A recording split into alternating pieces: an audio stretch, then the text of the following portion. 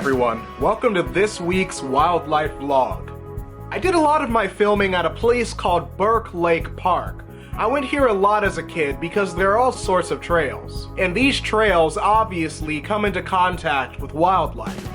There was a huge flock of geese just hanging out near the shoreline, pruning themselves. Geese, like other birds, have all sorts of mites and other parasites that like to hide in their feathers and suck their blood. So they're gonna do a lot of pruning to try to get rid of these parasites that might otherwise pose a bit of a health risk and are probably just very uncomfortable to have around.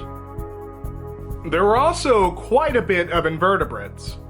Here you can see a grasshopper actually chewing on the plastic that makes up a dam that runs along Burke Lake. I'm not sure if it was feeding on the plastic or if it was perhaps filing down its mouth parts in the same way that a rodent files down its teeth. There were plenty of daddy longlegs, which surprisingly look even uglier when you zoom in on them. And there were quite a bit of ants moving through the leaf litter looking for food. This particular clip wasn't taken at Burke Lake Park, but it shows what ants are always looking for: a meal to dismember and bring back to their nest, in this case, a horsefly. Looking into Burke Lake itself, there was clearly underwater life. Here's a snail I ran into, and even looking closely at its shell, you can see all sorts of algae growing on it, which is a whole nother ecosystem, a whole forest of microorganisms. There were also a lot of small fish schooling near the shore. The way that my camera was partially submerged in the water, it gave a ghostly effect to these fish swimming near the surface. It almost looks like they're haunting Burke Lake. Finally, I found this interesting mushroom growing in the leaf litter of Burke Lake Park. Because it's getting cooler and clammier, there are a lot more mushrooms sprouting up. And that brings me to my time-lapse section. Unfortunately, my time lapses of flowers haven't been working great, but mushrooms provide a potential new source of time-lapse material.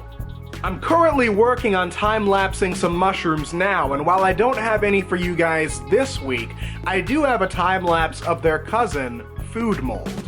Mushrooms and mold are similar in that both of them start with mycelium, which are clear tubes that move through a food source, whether it's soil or rotting food. And once they find a good food source and it's time to reproduce, they come together and form a stalk with spores on it. Sometimes that's a mushroom, and sometimes that's in the form of mold. Here you can see a grape in the process of decomposition, and I think even more strikingly, here's a banana peel that literally grows a grassland of fungi.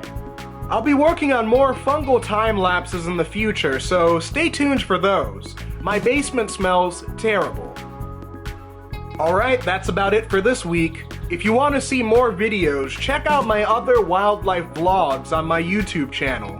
Or check out my Instagram, where I have a lot of different wildlife pictures. Oh, and I almost forgot. Here's a feral cat that I saw in my backyard right before I made this video. Alright, that's about it. See you guys next week.